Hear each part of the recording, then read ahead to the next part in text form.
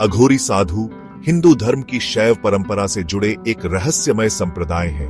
वे भगवान शिव को अपना आराध्य मानते हैं और तांत्रिक क्रियाओं के माध्यम से मोक्ष प्राप्ति का प्रयास करते हैं। अघोरी साधुओं को उनकी असाधारण साधना पद्धति के लिए जाना जाता है, जिसमें श्मशान में रहना, मृतकों की राख का लेप लगाना और नर कंकाल धारण करना शामिल है।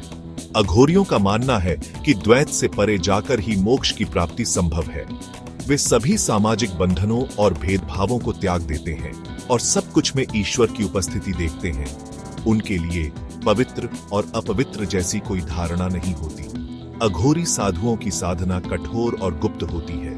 वे तांत्रिक मंत्रों, यंत्रों और क्रियाओं का उपयोग करते हुए शरीर और मन को नियंत्रित करने का प्रयास करते हैं। उनका उद्देश्य माया के बंधन से मुक्त होकर परम सत्य को प्राप्त करना होता है। अघोरी परंपरा समाज से अलग थलग रहकर अपनी साधना में लीन रहना पसंद करती है।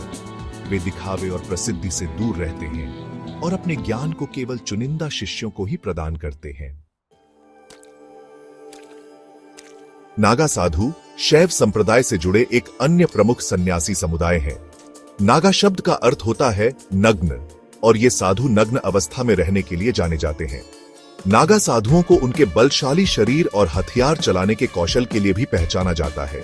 नागा साधु भगवान शिव के रक्षक और सेवक माने जाते हैं।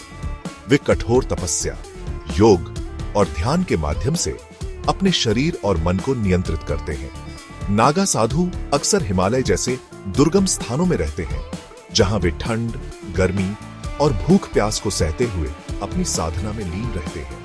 नागा साधुओं का जीवन त्याग और समर्पण का प्रतीक है। वे सभी सांसारिक मोह माया को त्याग देते हैं और अपना पूरा जीवन भगवान शिव की भक्ति में समर्पित कर देते हैं। वे अहिंसा के सिद्धांतों का पालन करते हैं, लेकिन धर्म की रक्षा के लिए हथियार उठाने से भी नहीं हिचकिचाते।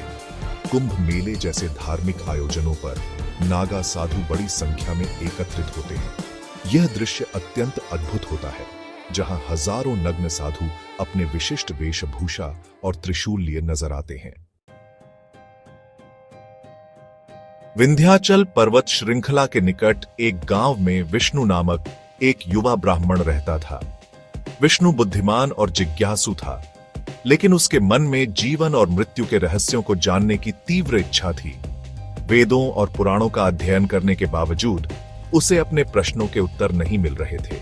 एक दिन विष्णु एक वृद्ध साधु से मिला, जो अघोरी परंपरा का ज्ञान रखता था। साधु ने विष्णु को बताया कि मोक्ष का मार्ग द्वैत से परे जाने में निहित है और इसके लिए अघोरियों की साधना पद्धति सहायक हो सकती है।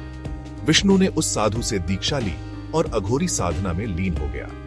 वर्षों तक कठोर साधना करने के बाद विष्णु को एहसास हुआ कि मोक्ष का रास्ता केवल एक ही नहीं है। वह हिमालय की तराई में पहुंचा, जहां उसकी मुलाकात एक नागा साधु से हुई। नागा साधु ने विष्णु को योग, ध्यान और आत्म अनुशासन की महत्ता बताई। विष्णु ने नागा साधु की शरण ली और उनसे नए ज्ञान और दृष्टिकोण को ग्रहण किया। अपनी असाधारण यात्रा के दौरान विष्णु ने अघोरी और नागा दोनों परंपराओं से शिक्षा ग्रहण की। उसे एहसास हुआ कि मोक्ष का रास्ता अलग अलग हो सकता है, लेकिन लक्ष्य एक ही है, आत्म साक्षात्कार। अघोरियों ने उसे द्वैत से परे जाना सिखाया, जबकि नागा साधुओं ने उसे आत्म अनुशासन और समर्पण का महत्व बताया। विष्णु ने अनुभव किया कि सच्चा ज्ञान किताबों में नहीं, बल्कि अनुभव से प्राप्त होता है। उसने अपने अंदर झांका और पाया कि ईश्वर बाहर नहीं, बल्कि उसके भीतर ही विराजमान है। विष्णु ने दुनिया को त्याग नहीं दिया, बल्कि उसने दुनिया को देखने का नजरिया बदल लिया।